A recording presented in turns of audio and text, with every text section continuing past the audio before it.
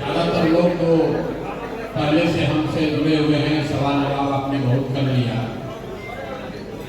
अभी आचार संहिता का भी मसला है। अभी आधे घंटे में आचार संहिता लागू हो जाएगी तो इस कार्यक्रम को बहुत लंबा नहीं चलाया जा सकता, लेकिन मोटे तौर पर 2-3 बातें आपको बताना चाहूँगा। जहाँ पर भी पिछले 3 बरस में हम बिहार में गए, लोगों ने सब सवाल जवाब कहा सुनने के बाद ये कहा कि भैया बात सब ठीक आप कह रहे हैं, लेकिन बिहार में विकल्प नहीं था, अच्छे लोगों का विकल्प नहीं था, इसलिए हम लोग से गलती हो रही थी। अब दशकों में पहली बार, पिछले 25-30 सालों में पहली बार ऐसा हुआ है कि करीब करीब हर एक सीट पर आपके पास एक विकल्प है, जहां आपको लालू जी के डर से भाजपा और भाजपा के डर से लालू को वोट नहीं देना। लेकिन इसके बाद भी लोगों का सवाल खत्म नहीं हो रहा।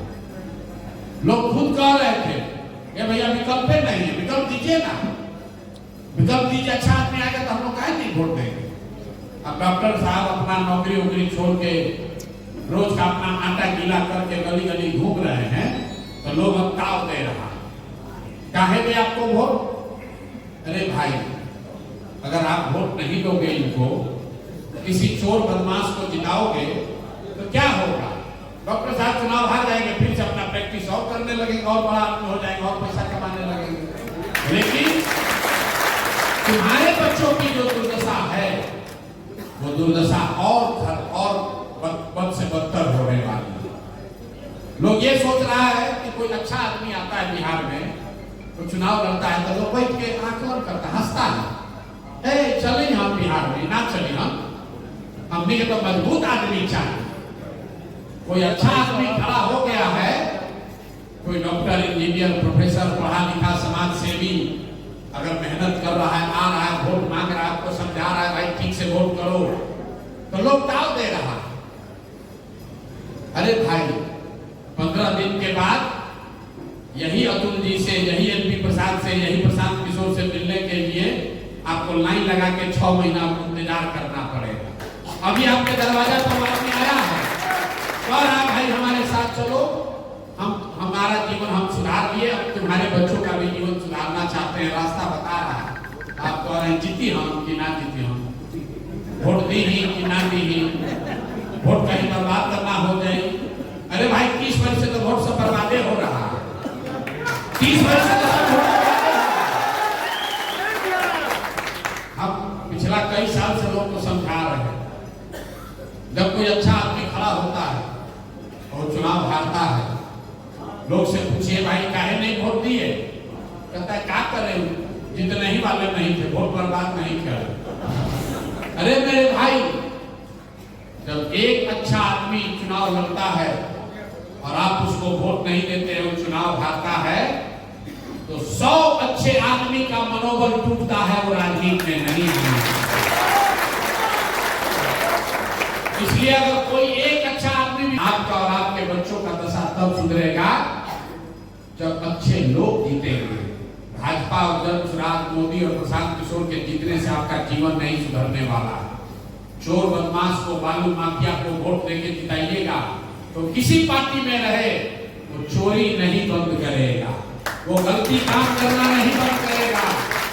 इसलिए मेरे भाई हाथ जोड़कर कह रहे हैं, ये 15 दिन में आपके पास भगवान का भेजा हुआ एक अवसर आया है। देख लीजिए, जांच लीजिए, परख लीजिए, अच्छा लगे तो जो व्यक्ति अच्छा है उसको पूरे दम से वोट दीजिए। दूसरा दे रहा है कि नहीं दे रहा है, आप अपना संकल्प लीजिए कि हम गलती नहीं करेंगे, हम अच्छा आदमी को वोट देंगे, हम अपने परिवार से अच्छा आदमी को वोट दिलवाएंगे। दूसरा दे या न दे। देखिए, मुस्लिम साथी लोग हैं, अभी डॉक्टर साहब आ रहे थे, रास्ता में हमको 2 मिनट में बताए कि मुस्लिम लोग अभी एकदम सोच में पड़ा हुआ है, देना है कि नहीं देना। मुसलमानों की यहाँ दुर्दशा जो है, हम कैमरे पर पिछले 3 बरस से कह रहे हैं, दलितों के बाद सबसे ज्यादा गरीब, बदहाल, फटेहाल अगर कोई है तो मुसलमान है। वो क्यों है?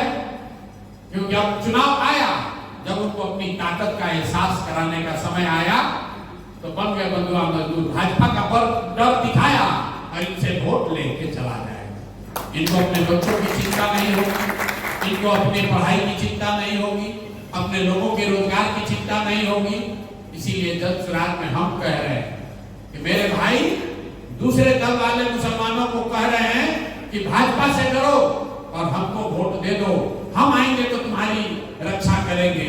जन स्वराज कह रहा है कि अल्लाह से डरो और हक के साथ खड़ा हो रहो, सही के साथ खड़ा रहो, तादाद की चिंता मत करो। तादाद का चिंता करोगे, भाजपा से डरोगे तो जीवन में कभी भला नहीं होगा। यहाँ पर बहुत लोग बैठा है, सब भाजपा का वोटर, बहुत लोग भाजपा का वोटर बैठा, ज्यादातर भाजपा का मोदी भक्त लोग भी है, हम जानते हैं। सब यहाँ मोतिहारी में भाजपा भक्त है।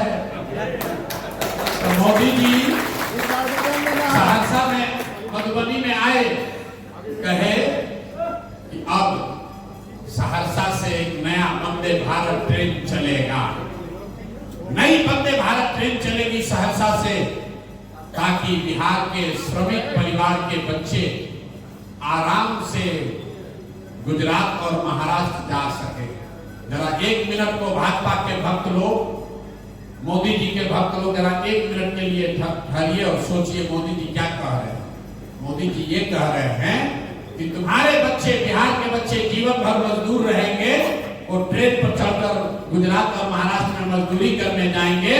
गुजरात का आदमी रहेगा फैक्ट्री का मालिक और बिहार का बच्चा बनेगा फैक्ट्री में मजदूर। और आप कह रहे हैं, और अपनी हमारी आपकी दुर्दशा देखिए। लोग कह रहा है मोदी जी, देखिए मीडिया वाला लोग है, लिखेगा मोदी की नई सौगात, दो नया वंदे भारत ट्रेन। देख लीजिए मोदी का सौगात की दशा। अभी छठ आया है, अब पिछला 4 दिन से एक ही खबर चल रही है, किस रेलवे स्टेशन पर कितने बिहार के बच्चे धक्का खा रहे हैं। कोई ट्रेन पर चढ़ नहीं पा रहा है, कोई चढ़ रहा है तो लैट्रिन में बैठ रहा है। आपके बच्चे, इसी बिहार के लड़के छठ के महापर्व में घर आने के लिए पैसा अपना देकर, उनको इतनी भी सुविधा नहीं है कि वो बस ट्रेन से आदमी की तरह बैठकर वापस आ सके। और वही लोग जब यहाँ बिहार में आएगा और सब मोदी मोदी करके वोट देगा, तो मेरे भाई अगर ऐसा गलती करोगे तो गुजरात का आदमी 1 लाख करोड़ के बुलेट ट्रेन पर चलेगा और आपके हमारे बच्चों के लिए पैसेंजर भी नसीब नहीं होगा। इसके लिए मोदी दोषी नहीं है, इसके लिए दोषी आप और हम हैं।